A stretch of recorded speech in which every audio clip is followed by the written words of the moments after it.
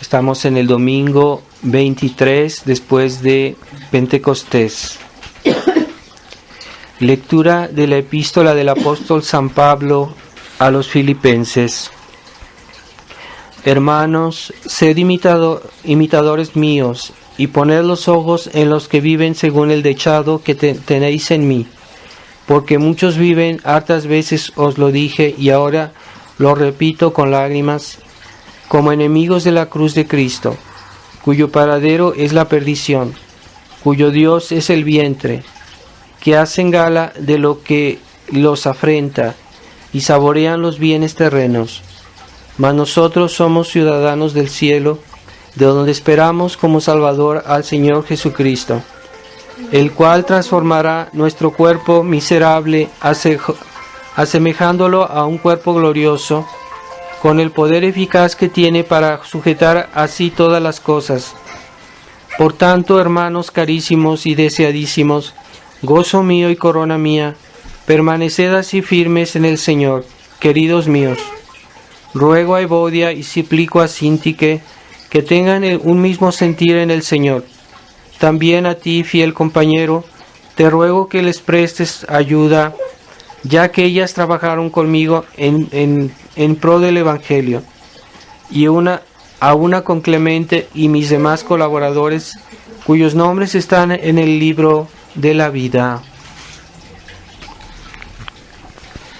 Continuación del Santo Evangelio según San Mateo. En aquel tiempo, mientras Jesús hablaba a las turbas, llegóse a él un hombre principal y le adoró, diciendo: Señor, acaba de morir mi hija, pero ven, pon tu mano sobre ella y vivirá. Levantóse Jesús y le iba siguiendo con sus discípulos. De pronto una mujer que padecía flujo de sangre hacía 12 años, se llegó por detrás y tocó la orla de su vestido, porque decía para sí: si logro tan solo tocar su vestido, quedaré sana. Volviéndose Jesús dijo al verla: ten confianza, hija, tu fe te ha salvado. Y desde aquella hora quedó sana la mujer. Cuando llegó Jesús a la casa del hombre principal y vio a los tañedores de flauta y el alboroto de la gente, dijo: retiraos, la niña no está muerta, sino dormida. Y se burlaban de él. Y echando la gente entró Jesús y tomó de la mano a la niña, y ella se levantó. Y se divulgó el caso por toda la comarca. En el nombre del Padre, del Hijo y del Espíritu Santo. Amén. Ave María Purísima. Estimados hermanos, hemos escuchado este milagro de esa niña que había muerto, y a petición del Padre Jesús la resucitó. Esa niña estaba ya muerta, por eso cuando él dijo ahí a los que estaban ahí en la casa de este señor, dijo que la niña no estaba muerta, que dormía. Se burlaron de él, y eso es signo de su incredulidad en la palabra de Jesús. Y nuestro Señor, como dice aquí el Evangelio, los echaron fuera, es decir, aquellas personas que no habían creído no fueron dignas de ver este milagro, porque no creían, porque se burlaron. Y entonces, ya echados ellos fuera del cuarto, entonces Jesús resucitó a esta niña, ¿verdad? Eso es la recompensa de las personas que tienen fe. La fe, los milagros no solo se dan a aquellos que no creen, sino también a los que creen, porque es una recompensa, ¿verdad? Y esas gracias que Dios nos acuerda son a las personas que creen, a las personas que tienen fe, que tienen confianza. Así que queremos construir una vida cristiana. No esperemos que Dios haga todo antes que nosotros. Debemos comenzar por tener fe, por dar pruebas de fe a Dios y tener una vida de práctica católica. y entonces Dios va a dar nuevas gracias. Y Dios en su providencia siempre está mostrando su cuidado por las almas buenas, por las almas que tienen fe. Entonces, muchas personas siempre están esperando que Dios dé el primer paso. Ciertamente Dios siempre ha dado el primer paso, porque desde el día de nuestro bautismo Él ya nos dio su gracia, ya nos dio muchas bendiciones, muchas gracias, pero no hay que esperar que Dios siempre haga todo. Debemos tener esa iniciativa, ¿verdad? Como decía San Agustín, hay que hacer todo lo que podamos, y lo que no podamos hay que pedirlo. Es el sentido de la oración, ¿verdad? El primero, hacer todo lo que podamos, o sea, nosotros, de nuestra iniciativa, nuestro trabajo, nuestros esfuerzos, hagamos lo que podamos, y aquello que no podamos, pidámoslo, ¿verdad? Entonces, hay personas que piden, pero no hacen lo que pueden. Hacen lo que quieren, lo que les gusta, pero no hacen todo lo que pueden. Hacen algo, tal vez, pero no hacen todo. Y San Agustín nos dice, no, haz todo lo que puedas, y si lo que no puedas, pídeselo a Dios, ¿verdad? O sea, no es esa actitud pasiva, esa actitud quietista de esperar que Dios haga todo. No, eso no es la actitud cristiana. Y esos católicos perezosos que están esperando que Dios haga todo, que no rezan, que no hacen nada en la vida, en su vida cristiana, y que están confiando en que Dios es tan bueno que Él va a hacer todo. Pero no es así. Esa actitud no es la que Dios bendice, la que Dios agrada a Dios. Y eso ha hecho mucho daño en el cristianismo, en los países cristianos, la pasividad de los cristianos, ¿verdad? Y esa falsa confianza que debería llamarse temeridad, porque eso no es lo que Dios le agrada. La pasividad, el quietismo, se puede decir, el quietismo de aquellos que no hacen obras. Y la Iglesia nos enseña que es un error y es un pecado decir que puede uno salvarse sin obras. Tenemos que tener obras, actos, obras en nuestra vida, ¿verdad? Ciertamente la oración es una obra, y de las más importantes, ¿verdad? También cuando nosotros hacemos algo por ayudar al prójimo, por ejemplo, dar un rosario a alguien, es una obra.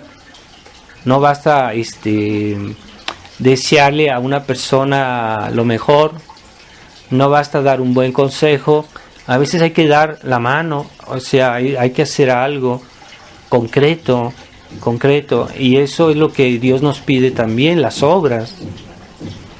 Entonces, nadie se salva sin obras, y es el orden de la economía actual de la salvación. Así Dios lo quiere así, nadie se salva sin obras. Entonces, ciertamente Dios nos ayuda, ciertamente Dios tiene que ver en nuestra vida cristiana, y Él es el que nos salvó, por ejemplo, en la cruz. Pero para que se nos apliquen esas gracias, esos méritos de Jesucristo, nosotros debemos tener obras. Ciertamente es por los méritos de Jesucristo que nos salvamos, pero hay una condición, y esa necesidad de tener obras. Hay muchos tradicionalistas, porque ciertamente nosotros en la tradición tenemos la consolación de tener la verdadera misa, de tener los verdaderos sacramentos, de tener la verdadera doctrina. Es una gracia de Dios muy grande, Y si miramos alrededor de nosotros la carestía que hay de estas cosas, deberíamos apreciar mucho lo que tenemos. Ciertamente no hay que complacerse en decir, bueno, pues yo soy tradicionalista, yo me voy a salvar así de fácil. No, es que Dios nos pide las obras. No basta el haber recibido gracias de Dios, el haber tenido la gracia de comprender dónde está la verdad. Hoy la verdad es que es tan escasa. La verdad es escasa hoy, casi ya no hay una persona que uno le pregunte qué piensa de Dios, qué piensa de muchas cosas de la fe necesarias para la salvación, y casi todas las personas nos van a decir cosas que no son correctas. Son rarísimas las personas que tienen la comprensión buena de lo que es la verdadera fe. Hasta los católicos están desorientados y ya muchos consideran que no es necesario hacer gran cosa porque Dios es bueno y que todos nos vamos a salvar. Y esas personas, por error o por ignorancia, están en grave peligro de salvación porque no hacen todo lo que deben o abusan de la misericordia de Dios y hacen pecados y dicen, bueno, no importa porque Dios es muy bueno y Dios me va a perdonar. Y les han hecho creer el clero modernista que Dios es un Dios bueno, pero no es justo. O sea, es un Dios que no castiga, es un Dios que uno lo puede prácticamente ignorar. Y de todos modos, Él no hay que tener miedo porque uno se va a salvar. No es necesario confesarse o no confesarse tanto. Hay sacerdotes que directamente dicen a los fieles de no confesarse porque no es necesario. Entonces esas personas están en grave peligro, sus almas están en peligro. Así que nosotros que comprendemos la verdadera doctrina de la Iglesia, que nos dice, no, es bueno confesarse regularmente, es necesario ser vigilantes, es necesario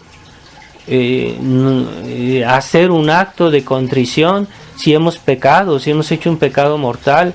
No nos quedemos así. Eso es lo que la Iglesia siempre ha aconsejado, hacer un acto de contrición, no acostarnos, no dormirnos sin reconciliarnos con Dios, siempre estar en estado de gracia, recurrir a la confesión, a los sacramentos, a la misa, necesidad de la asistencia a la misa. Bueno, pues todo eso mucha gente ya no lo entiende, ya no se lo enseñan, no lo sabe o lo que fuera, pero nosotros esa difusión de tantos errores, de tantos ausencias de cosas que deberían saber y no lo saben. ¿Qué decir de aquellos que no son católicos?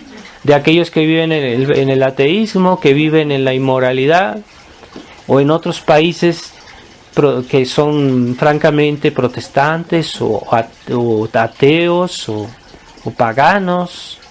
Debemos valorar lo que Dios nos ha dado a nosotros. Por eso yo digo que no es posible, no es concebible que una persona que se dice que está en la tradición tenga ciertas fragilidades o ciertos pecados, porque no es excusable. No hay manera de excusarse después de saber todo lo más importante y no hacer las cosas bien, ¿verdad? No es posible que alguien que dice que es por la verdad de la Iglesia y que tiene actitudes que comprometen su fe, que comprometen su vida cristiana, no puede ser. O sea, eso en el fondo muestra que él tiene una fe superficial. O sea, no tiene mucha fe, y que sabe lo que es la fe, la doctrina de la fe, pero no tiene fe él mismo. no tiene suficientemente fe, porque su actitud desdice lo que él cree, lo que debería creer. Entonces hay que tener mucho cuidado de eso. Y a veces Dios castiga esa tibieza con algún pecado o con algún error, porque sí hemos visto, y yo en la fraternidad, cuando estuve, hubo muchas defecciones en la fraternidad, porque había algunos sacerdotes o algunos fieles que comenzaban a dudar de cosas que eran muy evidentes y empezaban a flaquear en sus actitudes, y esas personas terminaron separándose de la tradición o aceptando compromisos graves sobre cuestiones esenciales, ¿verdad? Entonces yo constaté que, bueno, era cuando Monseñor Lefebvre estaba en vida, pues era una gracia poder hablar con él y escuchar sus consejos. Y hay personas que, a pesar de tener esa ventaja de hablar con Monseñor Lefebvre, se creyeron más inteligentes que él y empezaron a hacer otras cosas, otras iniciativas, y Dios los castigó. Por ejemplo, los monjes del Barrou en Francia, que era el abad de este convento, pues quería hacer figura, quería sentirse una persona importante y quería hacer figura al lado de Monseñor Lefebvre, pero pues no estaba a la altura de un Monseñor Lefebvre.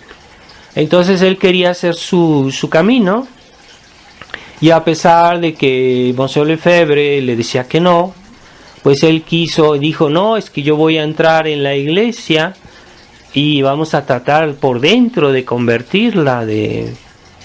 Entonces él empezó a hacer esto es un ejemplo, pero ha habido muchos de ese tipo, hay muchos casos así.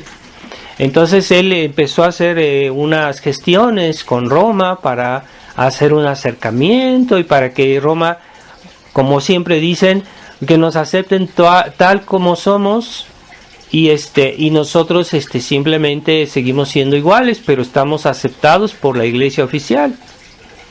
Entonces él fue recibido por el Papa, fue a Roma y fue recibido por el Papa, pero le dijeron, si quieres hablar con el Papa hay una condición, es que el Papa va a decir la misa y quiere que tú celebres con él. ¿Y qué era esa condición? Sino la negación de todo lo que iba a pedir, porque él iba a pedir la misa tradicional sin condiciones. Y para hablar con el Papa le impusieron que él dijera la misa nueva con el Papa, con celebrar con el Papa. Entonces era una burla, se estaban burlando de este monje, y en realidad lo que le hicieron es hacer un compromiso que después él ya no podía decir, bueno, es que si yo dije la misa una vez, pues siempre la puedo decir, porque la misa no está mal y es correcta. Entonces si yo acepté decir la misa una vez, pues ¿por qué no aceptarla siempre? Y esa fue la trampa que le pusieron a él. Y este hombre que se creía muy inteligente, muy capaz, quería ser un héroe de la fe al lado de Monseñor Lefebvre, y no estaba a la altura, y le pusieron esa trampa de decir la misa, y él aceptó. Entonces, además de ser una trampa, es como una burla a lo que él venía a defender o a pedir.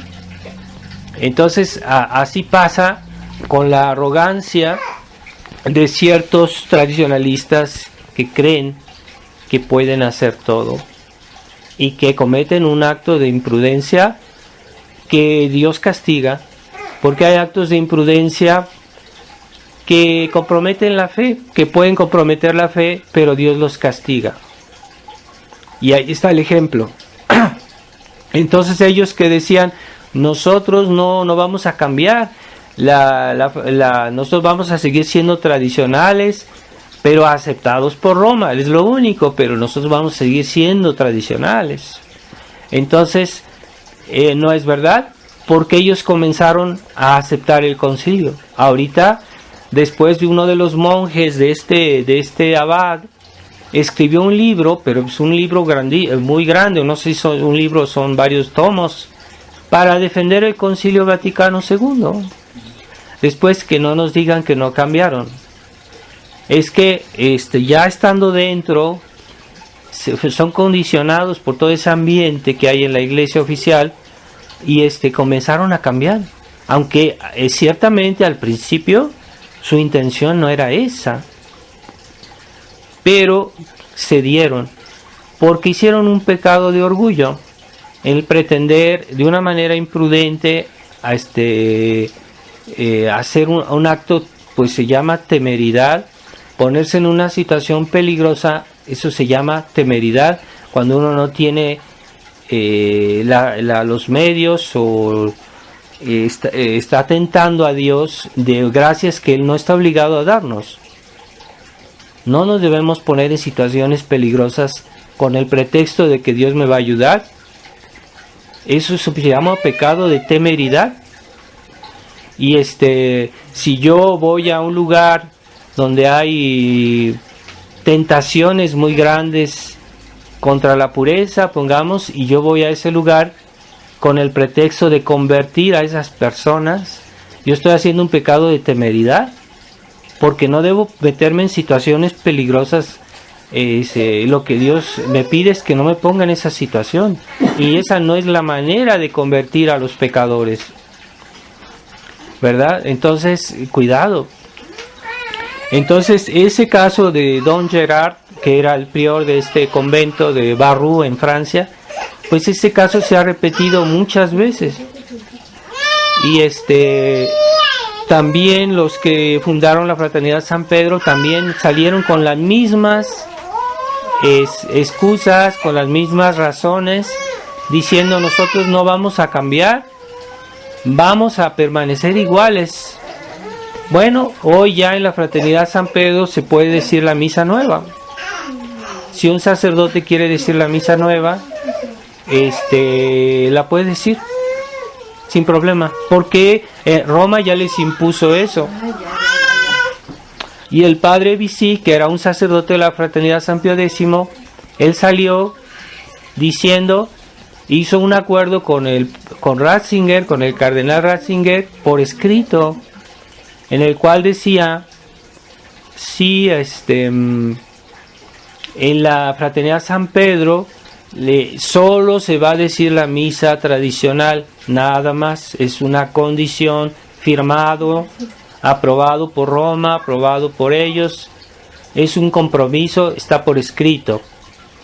Pues sí, un tiempo después el cardenal Ratzinger les hace saber que ahora ya pueden decir la nueva misa. Entonces el padre Bisic, indignado, fue a ver al cardenal Ratzinger y le dice, pues mire, ¿qué pasó? Nosotros habíamos firmado, habíamos hecho un trato por escrito de que no, en la Fraternidad San Pedro nunca se iba a decir la nueva misa. El cardenal dice, sí, es verdad, pero la situación ya cambió. Así nomás, o sea, es una burla de eso, de querer hacerse respetar por aquellos que en realidad pues tienen el mando de una nave, el timón, ellos son los que dirigen, como quiera que sea, y que hacen la ley, y que hacen la excepción de la ley. Entonces, aunque firmen, aunque les prometan, aunque les digan las cosas más bonitas, no es seguro que eso no es una garantía. Y por eso Monseñor Lefebvre decía al final de su vida, dice, sí, yo intenté ir a Roma, yo intenté de convertirlos, pero yo he visto que en estas personas no hay seriedad. Entonces dijo al final de su vida, dijo, no, es que si ellos, yo ya no voy a Roma hasta que yo vea, hasta que ellos se hayan convertido, hasta que ellos hayan vuelto a aceptar el juramento antimodernista, que hayan aceptado la tradición tal como es y que hayan rechazado los errores, porque no todo está en decir yo acepto la misa tradicional. No basta decir, hay que decir yo rechazo la misa nueva. No es suficiente decir yo acepto la misa tradicional, es también necesario decir yo rechazo la misa nueva. No basta decir yo amo a Dios, yo quiero hacer buenas obras. También hay que decir yo rechazo el pecado, porque si yo no rechazo el pecado, ¿cómo voy a amar a Dios? Entonces la verdad excluye el error, el bien excluye el mal. No basta decir yo quiero el bien, tengo que rechazar el mal, tengo que condenar los errores. Yo no basta decir yo apruebo todo lo que dijo Jesucristo, pero yo no condeno los errores de los herejes, de aquellos que han difundido el error, que han pervertido la doctrina de la Iglesia, que han atentado contra la Iglesia, sus sacramentos, sus mandamientos, todas las riquezas de la Iglesia, aquellos que la cuestionan, pues yo automáticamente estoy contra, porque eso es malo. Entonces hoy con esa mentalidad que hay en el mundo, hay mucha gente que se conforma en decir, bueno, yo soy bueno, yo no hago mal a nadie, pero yo tampoco quiero criticar a fulanito, a menganito, porque él tiene sus opiniones y él sabe lo que hace y yo no lo juzgo. Como dijo el Papa Francisco de los homosexuales, ¿yo quién soy para juzgarlos? Pues él se supone es la autoridad máxima en la Iglesia, está para juzgar, para condenar, para aprobar el bien, claro, pero también para condenar el mal. Entonces cuando uno no toma una actitud contraria al error, uno se deja invadir por el error. Uno se vuelve frágil. Si yo digo yo quiero ser bueno, pero yo quiero tener buena salud, pero no hago nada contra la enfermedad me va a invadir. Así que eso es una ingenuidad de tener una actitud por el bien sin tener una actitud contra el mal, porque es correlativo. No se puede ser bueno si uno no está contra el mal. Es lo que Monseñor Lefebvre nos decía, nosotros somos antimodernistas, nosotros somos anticomunistas, nosotros somos anti, porque Dios es anti, Dios está contra el mal, y es inevitable, pero es una actitud de debilidad de aquellos que dicen, no, basta que yo sea bueno, pero yo no quiero estar contra nadie. Eso es un error. Y eso en el fondo una falta de fe. Jesús dijo, el que no está conmigo está contra mí. Es muy fuerte decir eso, ¿verdad? Es como si yo le digo a una persona, si no tú estás conmigo, entonces yo soy tu enemigo. Yo no lo puedo decir porque yo soy criatura, pero Jesús es Dios. Entonces ahí sí, porque Él es Dios y el que no está contra Él, Él no está con Él, está contra Él. Entonces si estamos con Él, estamos contra todo lo que está contra Él, ¿verdad? Entonces ese espíritu pacifista, eso ha hecho mucho daño en la Iglesia. Pero que yo quería insistir en que debemos tomar conciencia de las gracias de que Dios nos hace a nosotros y no desperdiciarlas esas por nuestra ligereza, nuestra falta de interés. Porque hoy la verdad es escasa. ¿Cuántos sacerdotes hay hoy que dicen la misa tradicional? Muy pocos.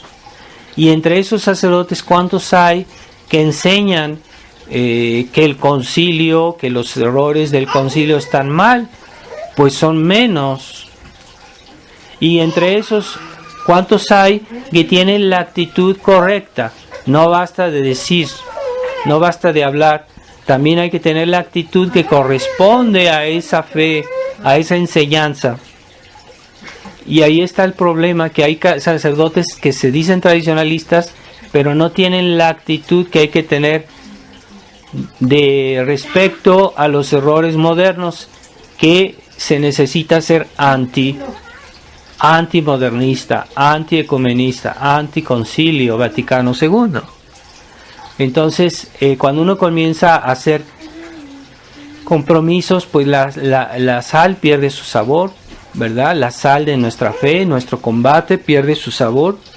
Hay que tener cuidado.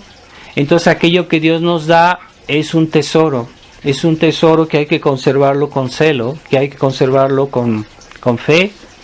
Y no basta tener la misa, hay que tener la doctrina. No basta tener la doctrina, hay que tener la actitud que corresponde a la doctrina, porque hay personas que creen algo, pero viven de otra manera. O sea, como dicen, yo creo en los 10 mandamientos, pero no respeto tal mandamiento. Sí, crees, pero de todos modos pecas. No basta, hay que vivir lo que uno cree. Y para salvarse no basta creer. Hay personas que se mueren y tienen fe, pero no tienen la actitud que corresponde a su fe. Entonces se pierden, se condenan. Dios los castiga con el infierno a esas personas. No basta tener fe o saber las cosas. También se necesita la actitud, ¿verdad? Y hay personas que viven correctamente su vida cristiana, pero tienen una actitud ambigua en los problemas de la fe, y también esas personas pueden hacer un pecado de temeridad, ¿verdad? Es como si una persona tiene tentaciones contra la pureza y quiere mantener una amistad peligrosa con una persona que es para él una tentación. Bueno, esta amistad, no basta que esta persona rece, no basta que esta persona vaya a misa, no basta que esta persona diga que tiene la fe, tiene una actitud peligrosa, una actitud temeraria. Eso se llama una imprudencia, una actitud imprudente. Esa actitud imprudente lo puede llevar al infierno, aunque tenga todo lo demás. Entonces no basta decir, bueno, es que yo soy practicante, yo rezo mis oraciones, pero a pesar de eso, yo tengo amistades peligrosas, o yo veo películas peligrosas, o yo veo revistas malas, y me expongo al pecado mortal. Entonces, pues nada más por eso se puede condenar tranquilamente a esta persona, porque está teniendo una actitud imprudente. Y es lo que nosotros reprochamos a muchos sacerdotes hoy, que se dicen tradicionalistas, pero que están en una actitud de compromiso con la iglesia actual, con la iglesia oficial. Yo no digo que ya hayan pecado, yo no digo que ya hayan aceptado todo, pero se están metiendo en una situación peligrosa. Y esa actitud es un acto temerario, es un pecado. Un acto temerario es una forma de imprudencia, y en la imprudencia puede haber varios niveles. Puede haber pecados veniales, pero pues también puede haber pecados mortales en la prudencia. Entonces, cuando uno se expone a una situación gravemente peligrosa, es pecado mortal y se llama temeridad, ¿verdad? Es como si alguien, un cardenal, es muy triste eso decirlo, ¿no? De esos modernistas conciliares, que murió en un prostíbulo. Entonces después decían, no, es que él murió ahí porque fue ahí para ayudar a estas personas, para convertirlas. Bueno, yo quisiera pensar bien, ¿no? Pero si fue cierto que fue ahí para convertirlas, fue un acto temerario, porque esa no es la manera de convertir a ese tipo de personas. Bueno, eso es una cuestión es un poco más extrema, más clara, pero también uno puede pecar de imprudencia cuando uno se relaciona con personas que no tienen la fe o personas que están en un camino peligroso y es un acto de imprudencia. Hay que tener cuidado. Entonces, ahí está nuestra actitud de distancia, no de cisma, no de ruptura, de distancia con las actuales autoridades de la Iglesia, hasta que Dios no decida que las cosas sean de otra manera. Dios prometió que su Iglesia no será destruida. Él lo hará. O sea, yo no puedo hacer todo. Dios lo hará. Dios lo hará porque Él lo prometió. Pero yo no soy forzosamente el medio que Dios ha escogido para convertir a la Iglesia conciliar. No soy forzosamente, ¿no? Dios tiene muchos medios. Entonces, esa actitud de creer que una persona, porque es tradicionalista, ya tiene la misión de Dios para convertir a todo el mundo, pues eso no está claro, ¿no? Dios tiene otros medios. O que Dios se va a servir de la Fraternidad San Pío X para convertir a la Iglesia conciliar desde adentro, pues eso no está probado, eso no podemos asegurarlo. Están metiéndose en una situación peligrosa, eso es un acto de temeridad. Y si no hubiera precedentes, pues todavía habría al margen de la duda, pero hay muchos precedentes de muchos sacerdotes y congregaciones que intentaron hacer eso y ahorita están ya prácticamente destruidos o están en el camino del espíritu conciliar. Entonces no es ese el camino. Entonces hay que apreciar lo que Dios nos da y cuidarlo, ¿verdad? Si una persona, por ejemplo, Dios le da salud, debe cuidar su salud, no debe exponerse a situaciones en que pueda enfermarse o que pueda tener un accidente, una cuestión. Hoy hay mucha gente que practica deportes muy peligrosos que son temerarios. Eso es pecado. Exponer la vida por una pequeña diversión no es correcto. Entonces hay que cuidar lo que Dios nos da para que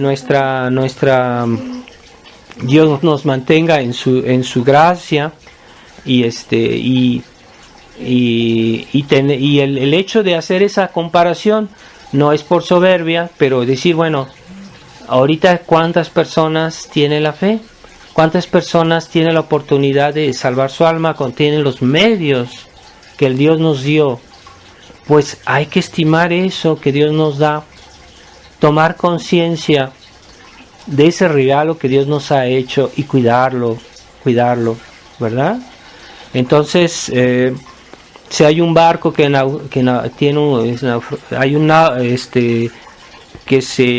naufraga y todos se están ahogando, pero hay una persona que encuentra un pedazo de madera y se aferra a ese pedazo de madera. Gracias a Dios. Los otros no lo tienen, pero hay personas que tienen gracias que otros no tienen y hay que apreciarlas. Entonces, es por eso que en la vida católica, en la vida cristiana, hay que tener ese sentido del reconocimiento.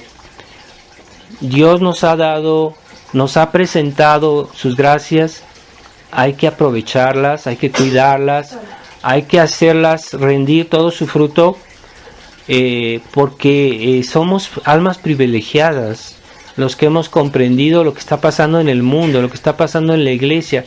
¿Y dónde está la verdad? No algunas verdades, toda la verdad. Se puede decir que alguien que conoce bien su religión católica y la respeta, pues tiene toda la verdad necesaria para la salvación. Es un tesoro. Entonces, si no tenemos fe, pues vamos a ser como esas personas que nuestro Señor dijo, échenlos fuera, porque no son dignos de ver este milagro, porque se han burlado.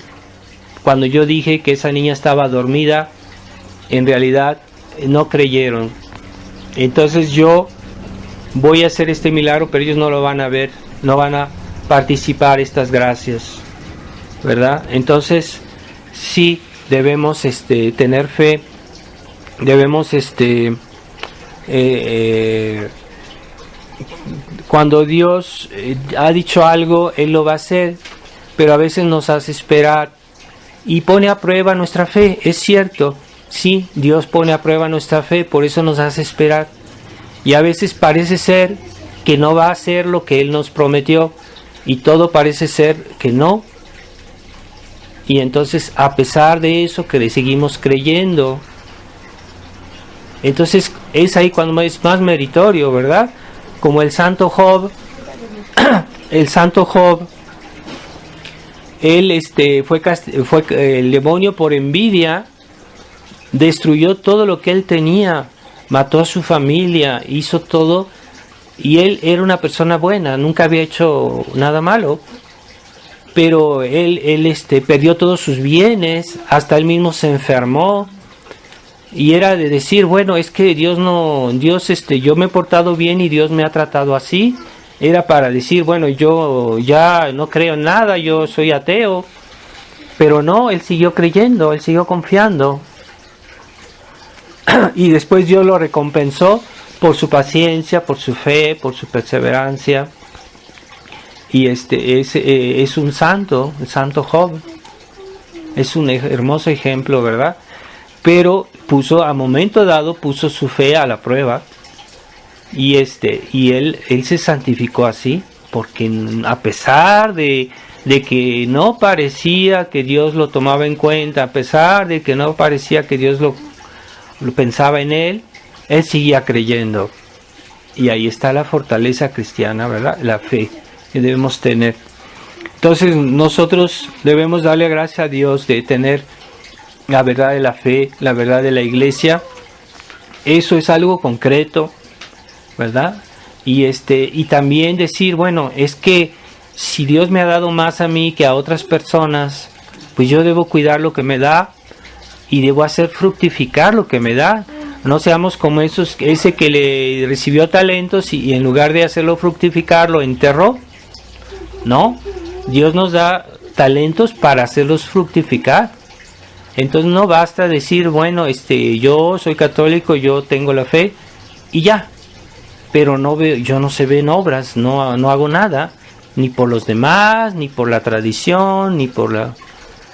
debemos hacer algo que se note, e incluso exteriormente. No basta la intención. Entonces, pidámosle a Dios que nos ayude a decidirnos, porque a veces es una cuestión de decidirse, ¿no? O sea, ¿y qué voy a hacer? Voy a tal vez regalar un rosario a una persona, tal vez voy a hacer decir una misa, tal vez voy a ir a ver a tal persona y le voy a platicar, le voy a ayudar, tal vez voy a hacer promoción por ciertas cosas buenas. Voy a hacer política cristiana, ¿verdad? Para el reino social de Cristo. Sí, también eso. Y voy a ayudar a la iglesia, voy a ayudar a los pobres. Bueno, lo que se pueda, ¿no? Lo que nosotros podamos, porque Dios no nos pide hacer lo que no podemos, lo que no está a nuestro alcance, claro.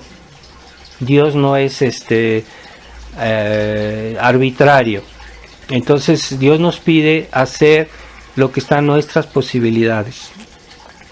Pero todo, eso sí, todo. Entonces hay personas que dicen, sí, yo hago tanto, pero no, Dios no me pide todo, 100%, pero no me pide más del 100%, porque ya es fuera de mi posibilidad. Entonces toda mi vida, todos mis pensamientos, todo mi corazón, todos son para Dios. Claro que sí, y eso hay que asumirlo bien, y hay que tratar de comprender nuestra vida cristiana bien, pero si no, nosotros tenemos una vida superficial, no vamos a nunca practicar bien nuestra vida cristiana, no debemos ser superficiales. Entonces, aquellos que creen son los que están llamados a recibir mayores gracias. Y aquellos que creen mal se van a estancar en la vida cristiana, no van a avanzar y a momento dado puede ser que retrocedan. Pero en la vida cristiana siempre nunca nadie está estable, o se mejora o empeora, pero siempre hay algo que cambia. Así que aquellos que son generosos van a santificarse. Aquellos que viven en el mal, que no quieren hacer esfuerzos, pues van a cada vez degradar más su vida espiritual y su alma, y van a hundirse más. Así que no nos conformemos con una vida mediocre. Es el gran peligro que hay hoy, la vida mediocre, y todos podemos de alguna manera caer en eso. ¿Quién puede decir que ha sido 100% fiel a todas las gracias de Dios? Pues nadie. La Virgen María sí. Tal vez unos grandes santos como San José, San Juan Bautista. Pero nosotros no podemos decir que somos perfectos en todo lo que Dios nos ha dado. Por eso hay que inquietarse un poquito y decir, bueno, Dios me va a juzgar, Dios me va a pedir cuentas. No solo por el mal que hice, sino por el bien que no hice. ¿Acaso yo hice todo el bien que podía? Esa es la pregunta. ¿Todo el bien que yo podía en mi vida lo hice? No, entonces cuidado, hay pecados que se llaman pecados de omisión y son verdaderos pecados. Y esos serán castigados. Así que yo pienso que el purgatorio está lleno de almas con pecados de omisión, ¿verdad? Si el infierno está lleno por almas con los pecados contra la pureza, por ejemplo, el purgatorio está lleno de almas que tienen muchos pecados de omisión. Ese es el más fácil de hacer, porque basta con no pensar, basta con no preocuparse, basta con no buscar, con no ser exigente. Porque hoy las personas que son exigentes son mal vistas, son vistas como personas mezquinas, como personas incluso malas, porque una persona es exigente, porque un papá exige a sus hijos, dicen este papá es una persona mala con sus hijos, los trata mal. No, esa es la educación moderna, que no quieren que los niños tengan virtudes, se vuelven pasivos. No hacen esfuerzos porque nunca les exigieron nada. Entonces, bueno, pues si tenemos obras, Dios nos dará nuevas gracias y nuevos bienes, pero ciertamente nuestras obras, con la gracia de Dios, con la fe, acompañadas de la oración, esas son obras fructuosas y esas son obras bendecidas, no las obras que están hechas por pura iniciativa humana, sin fe, sin caridad, sin virtudes. Esas obras esas no son las obras que Dios nos pide. Son las obras animadas de la fe, animadas de la caridad, animadas de la esperanza, ¿verdad? Entonces esas son las obras que Dios nos pide. Cuidado, porque también existe, de un lado existe el error del quietismo, de aquel que no hace nada, y también existe el error del activismo, de aquel que quiere hacer demasiado, pero sin vida interior, sin vida de fe. Y entonces se vuelve activismo. Es una persona que hace obras vacías, que no tienen fecundidad espiritual. Y eso también es un peligro, ¿verdad? Entonces vamos a rezar en esta misa. En este mes de los almas de los fieles difuntos, dedicado a los fieles difuntos, pues las obras que podemos hacer es rezar por los difuntos, hacer algún sacrificio, alguna buena obra, alguna limosna por los difuntos, o hacer decir una misa por los difuntos. Es una buena obra, no son palabras, no son pensamientos, no son deseos, es obras. Entonces, el rosario, digamos el rosario por los difuntos, esos son obras.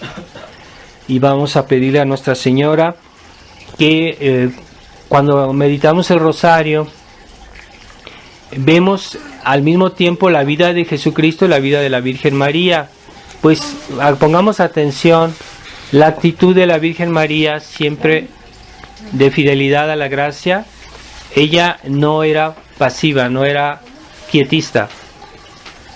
Ella hizo muchas cosas para hacer la voluntad de Dios, pero también no era activista, porque en todo lo que ella hizo estaba animada de una fe profunda, de una vida de oración intensa. Entonces es siempre nuestro modelo la Virgen María. Pidámosle a ella que nos ilumine a tener una vida cristiana real y una fidelidad a la fe de la Iglesia, a la tradición, como debe ser. Ave María Purísima, sin pecado concebida.